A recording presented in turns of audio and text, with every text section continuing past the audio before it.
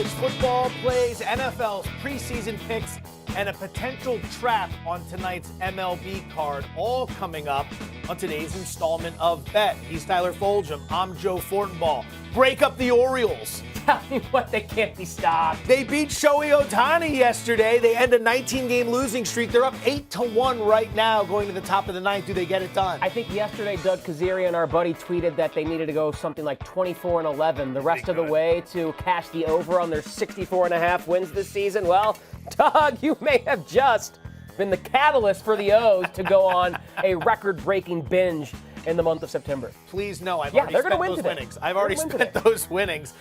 Football coverage, baseball coverage, UFC coverage, everything in between. You can always go to our YouTube channel at youtube.com/ESPN Sports. Betting. Let's begin with the National Football League. Joint practices this week between the New England Patriots and New York Giants. And anytime you put those two together, it conjures up horrible memories for New England Patriot fans. This week, though, we have some very specific questions. First and foremost, we want to know about the quarterback battle between Mac Jones and Cam Newton in New England. And for more on that, here's Mike Reiss.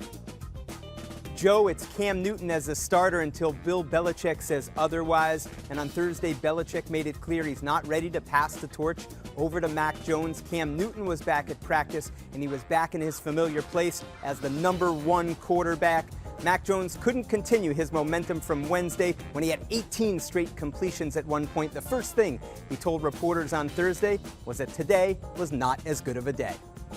That's as ironed a shirt as you will find anywhere in the business. Championship futures for the New England Patriots. Week 1 at Miami, that is ticked up to -3. Super Bowl aspirations at 30-1. It's been a long time since Tom Brady had them as a big favorite early in the year. Yeah, there's this New England team is interesting. I don't like them to win the championship or the conference, really, but a little sprinkle on the division. Some maybe regression for Josh Allen, who was awesome last year, and there's no reason to think that he has some big step back, but that was his first year of being like a really, really all-world quarterback. So was that just the first of many years, or was it maybe the best year we're going to see from Josh Allen? Excellent point. I'm not saying that's going to happen to Allen. I love him for fantasy purposes. Bills Mafia will put you through a table, but we have to consider it as an outcome that is possible, so to speak. And when you have Bill Belichick, and when you have all the guys coming back on defense, and when you have the investment they've made in the offense, I think my favorite bet for the Patriots this season is for them to finish second in that division, but be good enough to qualify as a wild card team. So if you were betting over 9.5 wins, based on everything we just heard from Mike Reiss, who would you want as the starting quarterback in that situation? I still think Cam Newton is the best path to the most wins and or playoff consideration for the Patriots. The personnel seems to fit Newton a little bit better than Jones because they're built with a strong offensive line, a stable depth of running backs, and then their big investments this offseason were not on the perimeter, but Jonnu Smith and Hunter Henry, even though those guys have been hurt so far. And Cam Newton's a guy who uses tight ends. Think Greg Olsen in Carolina. And you want more bigger bodies out there in case Cam decides to take off, or you want to use RPO action with Cam. So I think Cam, I'm going to say last year, we're going to throw that away. He's got enough equity in this league that I'm going to chalk it up to the unique circumstances of COVID and his shoulder and all those things. And I'll give him this shot with a clean slate. But if he has, 1-4 after the first 5 games, that's time to turn it over to Mac Jones. I don't think that'll happen if Cam is healthy, though. Agreed. If we were talking about eclipsing 5.5 wins, fine. Maybe start a rookie. This is 9.5 wins. And in 17 games this season, I've only got the Patriots favored in 9. That doesn't mean they're going to win 9, but there are a lot of tricky games on the schedule, notably a trip to the Chargers, which you might think, they can beat the Chargers. Chargers off the bye that week. You got to be very careful with some of these games. So ultimately, if I'm playing the over, which I'm not, I would want Cam Newton starting. More importantly, what I do want to play is New England -3 in week 1 against Miami. And if I find out Mac Jones is starting that game, I am off that spread in a hurry. Miami tied for 5th in scoring defense last year, and they led the NFL in takeaways at 29. This is a good defense. That is not the landing spot you want for a rookie quarterback early in the season. You give me Cam Newton in week 1, I'll lay the points against Miami. You give me Mac Jones, probably staying away. And don't forget how good Bill Belichick has been in his career devising schemes against rookie quarterbacks. And Tua Tagovailoa is not a rookie quarterback, but Brian Flores is maybe one of the best Bill Belichick disciples we have in the NFL, especially on the defensive side. So I'm sure he knows the bag of tricks that Bill uses to try and confuse rookies who have come into the league. I would not want Mac Jones going up against Brian Flores' defense, even if it is at home in New England. Now, the other half of the joint practices taking place between the Patriots and the Giants would, of course, be the aforementioned Giants. Jordan Raanan, who covers the team, had this to say about the early struggles with Daniel Jones and the offense. Should we be concerned? Thanks, Joe. There's no reason to sound the alarm on the Giants' offense yet. The reality of the situation, and Daniel Jones has admittedly been up and down throughout the summer, is that he's been without Saquon Barkley, Kenny Golladay, Kyle Rudolph, and Kadarius Toney almost the entire summer. Now, Saquon Barkley came back to practice in live drills today, and he said he felt really good. That's even more reason to be optimistic this Giants offense will be just fine come this season. I love the optimism there on behalf of Raanan, but geez, none of those guys playing together. Daniel Jones entering year 3, 80-1 to win the title. If you're a Giants fan, you got to be thinking to yourself, this is as down as the NFC East gets, and we still aren't putting that great of a product out there. Yeah, I still think there's two teams that I trust more in this division. Certainly the Washington football team, and it's kind of an indictment on the New York Giants that I say I trust the Dallas Cowboys more than them at this point with Mike McCarthy as the head coach. But major questions in terms of personnel and coaching with this team. I was not running to the window to invest in the New York Giants anyways. This preseason and the way training camp has kind of evolved for them makes me even more confident staying away. All right, so based on everything you heard from Raanan and everything you've seen, Daniel Jones hasn't taken a single snap in the preseason yet. Win total of 7. Are the concerns enough to maybe inch you towards that under? They're enough to, again, increase the probability I bet the under. Interest? I will say this. I'm not betting the over. Okay. I'm definitely not betting. I mean, I'm either betting the under or I'm passing. But, again, it is an easy division. Yeah.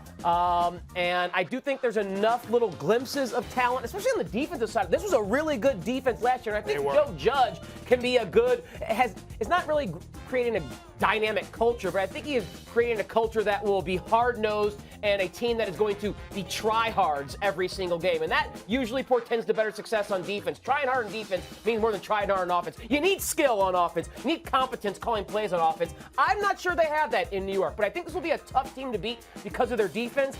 I just don't think their defense is going to be good enough, or I'm not sure their defense is going to be good enough to get them to 8 wins as opposed to their offense being bad and maybe sinking them to a 5-6 win season. See, I can't bet the under here. I might consider an over at some point, but I think we're weighing too much on the preseason. There are concerns, yes, but you mentioned a lot of key points. Number 1, weak division. You should be able to get 1 from Dallas, 1 from Washington, 1 from Philadelphia, possibly 2 from the Philadelphia Eagles. Defensively, 12th in total defense, 9th in scoring defense last season. That is really a solid unit. Saquon Barkley coming back. Maybe he won't be 100%, but at some point, having him on the field will help you. More weapons for Daniel Jones. You've also got year 2 of Joe Judge. Remember, a lot of these coaches who were rookies last year, they didn't get your standard offseason with OTAs. COVID and the pandemic slowed a lot of these guys down. Now they're getting a chance to implement a lot of their playbook a lot faster while working with a lot of the younger players. Lots of weapons for Daniel Jones, as mentioned. So it wouldn't surprise me if the Giants turn some heads and surprise some people this year, which is why I don't want to go with the under. But I'm going to need to see more to bet the over. Not seeing Daniel Jones at all this preseason. Like, what are you doing? He couldn't use the reps. He's not Aaron Rodgers. And Golladay and Kadarius Toney, these guys they drafted have been hurt. One of my favorite player props is Kadarius Toney under yards receiving this year because of all the competition he had in that wide receiver room. Daniel Jones, Jason Garrett concerns, and now he's not been getting the reps in practice. So there's just too many questions. Not a profile I look at the New York Giants and say, yeah, that's a team I want to bet the over on. Yeah, I hear you.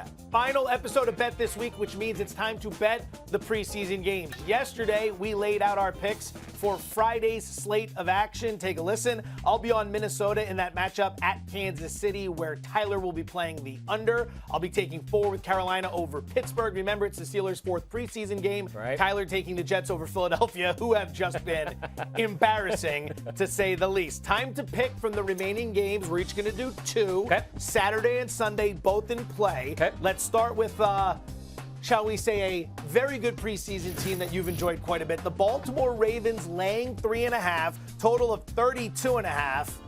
my God, against the Washington football team. What are you going to do? I mean, keep it simple. It's an ATM. Keep it simple. If I have the code to the ATM, why would I go look for something else? I'm going to go to the window. I'm going to type in RAVENS -3.5, and I'm going to print money. 19 straight wins, 17 1-1 ATS. Why stop going to the ATM? I mean, there's nothing else to add. If you're betting this, I went back through this entire run that they've had.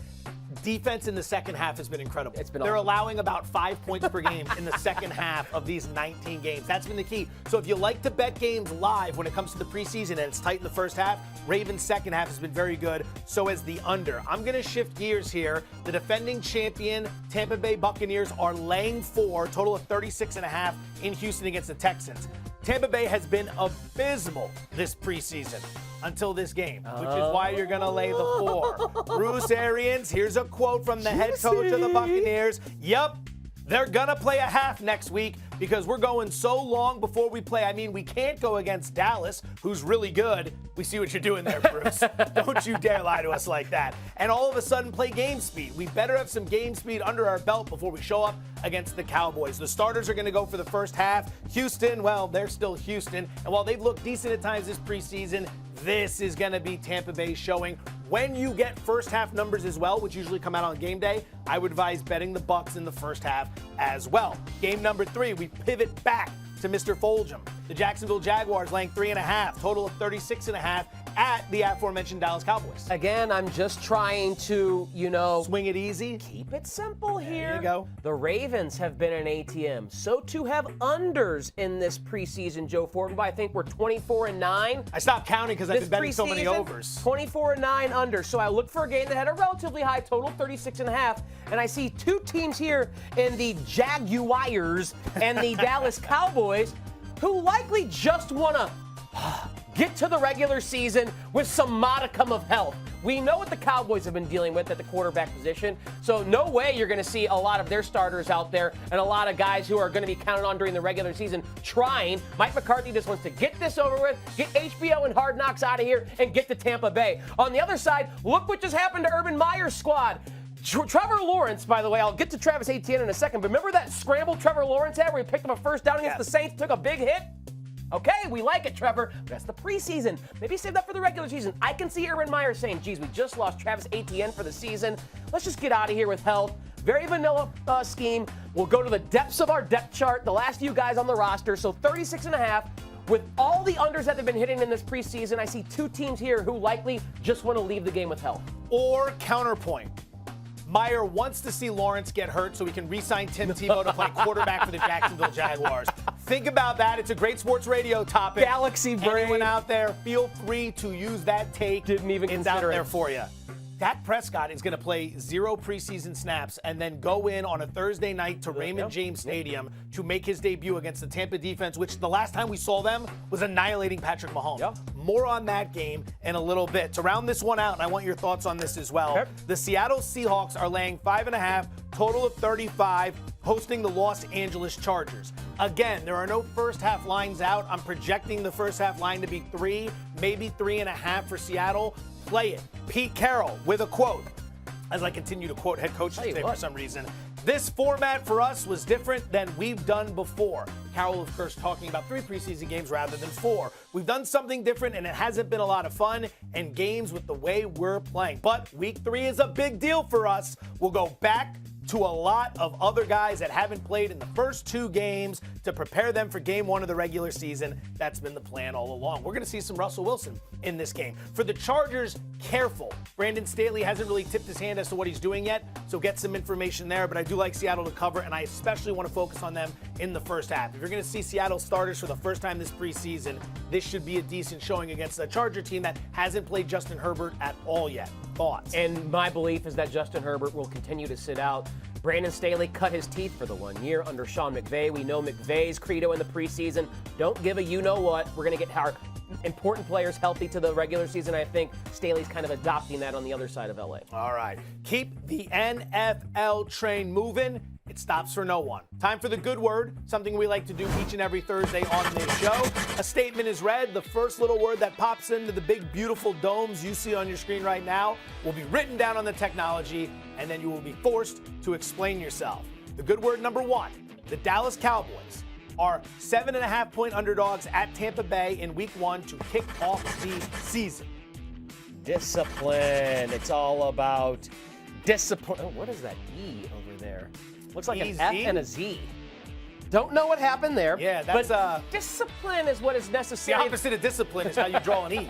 The market is begging you to take the Cowboys here at 7 and a hook. So the Bucs got to win by 8. The back door is wide open.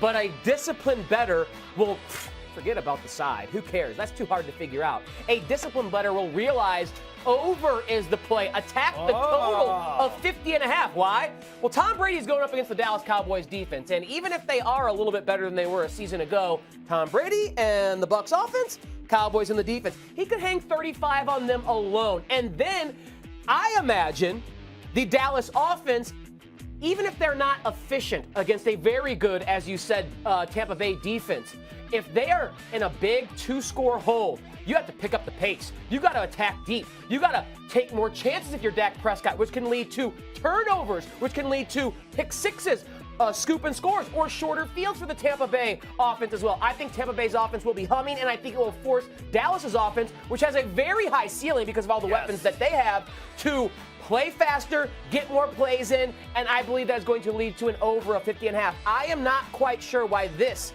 is not one of the higher totals on the board. Seattle and Indy is higher than this by 2 points, and that makes no sense to me. Cleveland and Kansas City, okay, I get it, but Cleveland's a team that likes to run the ball so dang much. To me, this should have the highest total in Week 1. It's 50.5, and that's soft. Go over. Be a disciplined bettor. It's possible. I'm not disagreeing with you. It's possible the number's where it is. A, the last time we saw the Bucs, the defense was so good. Right. The last memory in everyone's minds. And then 100%. B, with Nolan out and Dan Quinn in coaching the defense in Dallas, I think the mindset is that the defense might be a little better, but I don't disagree with anything you're saying. Yeah.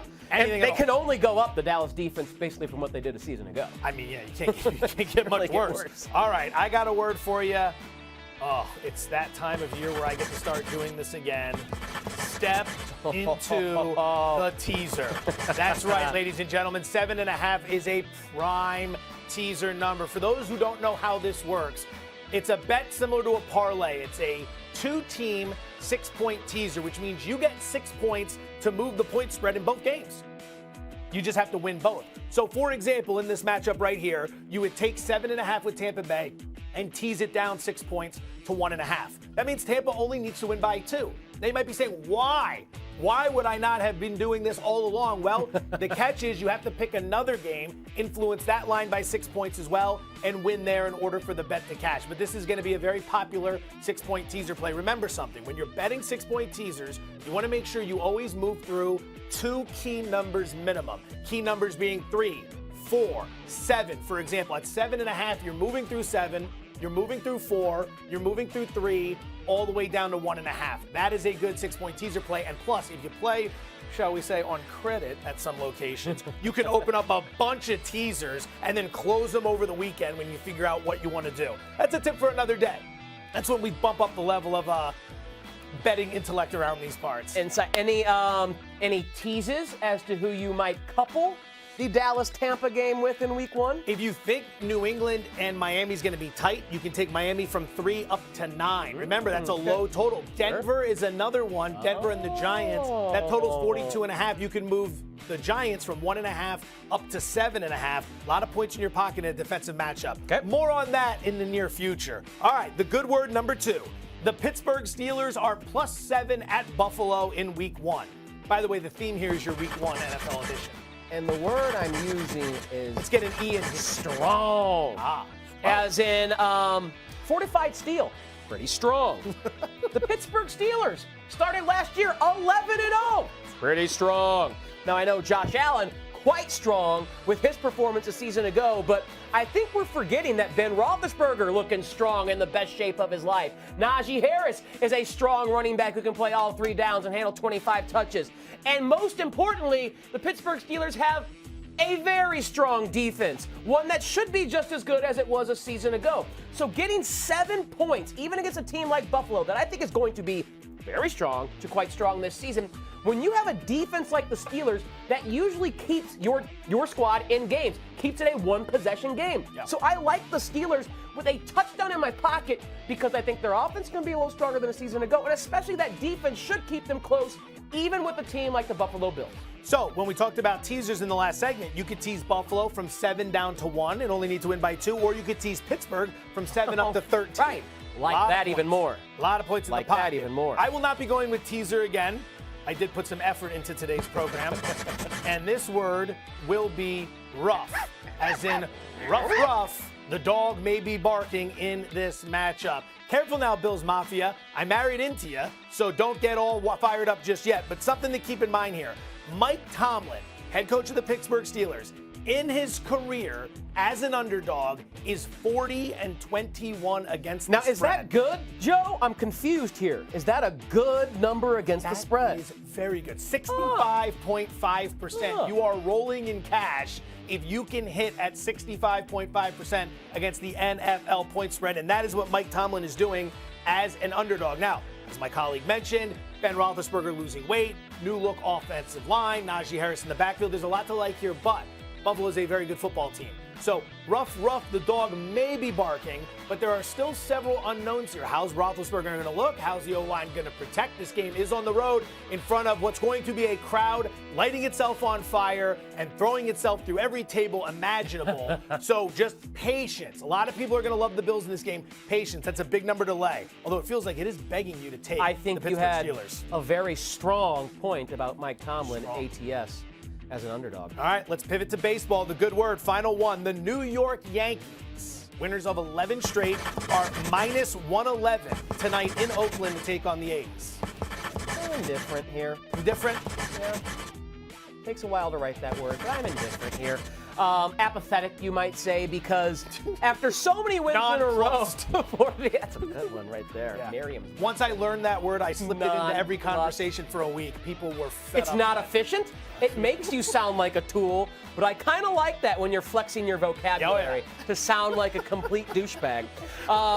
It's like flipping a coin here, okay? Despite the fact that the Yankees have won 10 games in a row, the market is even telling you, even if you flip a coin 10 times in a row and you get heads, there is still a 50% chance that 11th flip is going to be a tails. It doesn't matter that the previous 10 were all wins. And at a certain point in athletic competition, the law of averages says you got to lose at some point. The Yankees are going to win every game the rest of the season. So this is actually a likely loss for the Yankees in a coin flip game. That's why I'm indifferent, a way of saying I'm staying away. All right, I'm going to take a position here, and I am going to give you the word begging.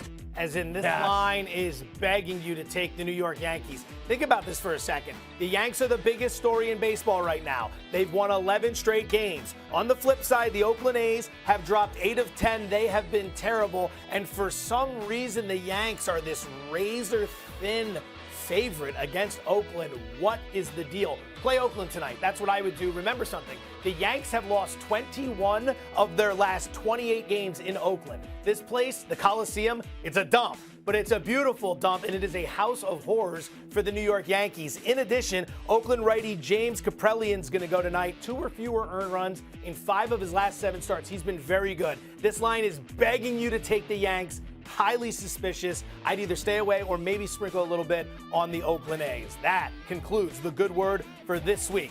And now we make our transition to college football. 2 days away from college football week 0. 5 games on the slate. We're each going to pick 2 right now. You are going to lead us off, Mr. Fulghum. The UTEP Miners are going to be playing at 9:30 p.m. Eastern Saturday night.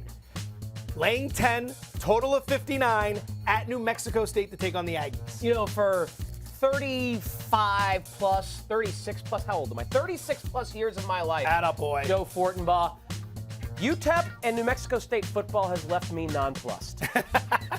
But then I started digging into week 0 matchups, and I learned that these 2 schools are rivals. This is an I-10 rivalry game down in New Mexico State.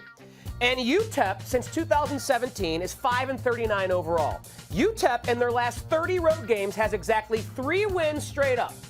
New Mexico State did not play football in 2020 as a team that's an independent. So I think the market is looking at them and going, how can a bad team sit a year out and then come out and play and win a game? But it's a rivalry game. There'll be fans there for the first time in 2 years. UTEP is not a team I want to lay 10 points with, especially in a rivalry game.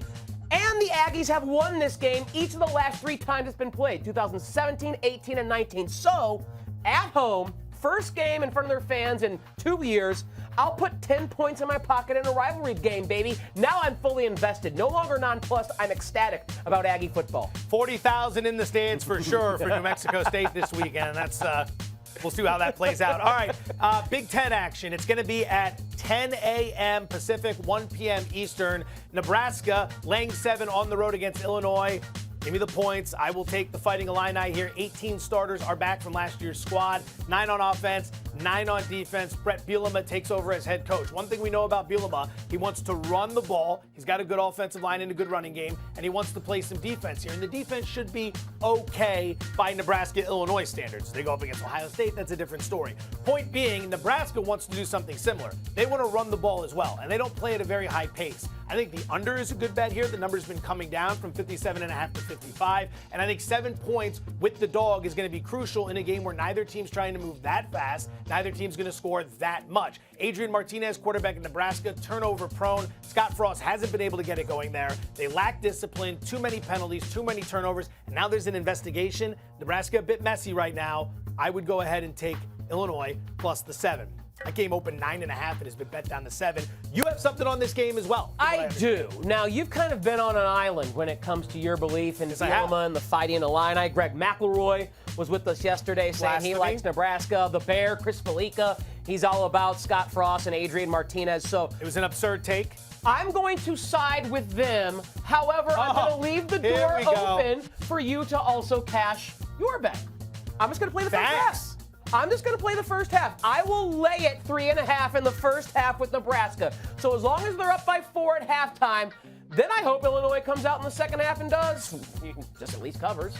Win the game. I don't care. Keep it at a 4-point advantage. Even allow a safety and get it up to 6 and then stop there. Doesn't matter. We can thread the needle here.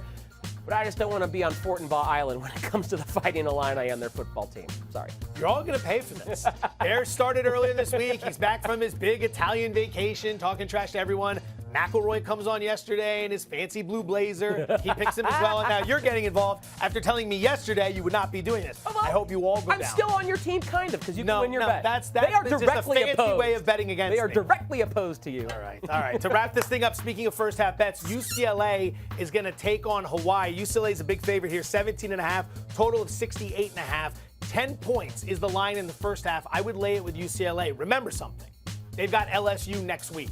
So they only want to open up so much of the playbook. So I think what Chip Kelly's going to do, old Chipper, is going to try to put it on Hawaii early in this game. Then get the starters out in the second half. Don't put anything else on tape for LSU to see, and that's a wrap. So in terms of covering 17.5, pass. But I do like UCLA to start fast. 20 starters are back from a team that went 3-4 last season. But remember, those 4 losses all were by 1 score. If you add them up, 4 losses by a grand total of 15 points. The offense got better from 2 years ago to last year. UCLA is going to surprise some people. Laid the 10 in the first half. Let's bring this week's performance to a close with sucker bets. One last bet on our way out the door. But in this instance, we try to steer you away from something you might like or something other people might like. Where are you going? Preseason football. Preseason Yes. football? You don't say. Sucker Bet is laying 8.5 with the Denver Broncos at home against my LA Rams. Has nothing to do with my affinity for the Rams. No, of course not. Nothing to do with the fact that Teddy Bridgewater was named the starter. But in a preseason football game with a total of 33.5, it is categorically a sucker bet to lay 8.5 with anyone. Do not judge the results, judge the process. The spread is just way too large for a total that low. That is a huge spread for the preseason, considering how low that total is. I will go to the diamond. Anyone who's going to try to tell you that the Washington Nationals are going to bounce back after losing to the Marlins yesterday on that walk-off in the 10th inning, don't follow it. Play the favorite here. Miami is minus 121. That's where you want to be. Forget about the Nationals. They stink. Patrick Corbin is going to be pitching for Washington. He is in the midst of the worst season of his career. Career worst ERA, home runs per 9, strikeouts per 9, you name it. He has been brutal, and his ERA is even higher in the second half of the season, 6.81, 1-5 record. Washington has won 5 of their last 20 games. So anyone trying to make the case that this is a bounce-back spot, play the Marlins at -121. Good work, buddy. Good week. Good work. More of this guy on Daily Wager today at 6 p.m. Eastern. Tyler Fulghum, Joe Fortenbaugh. This has been Bet. Best of luck this weekend.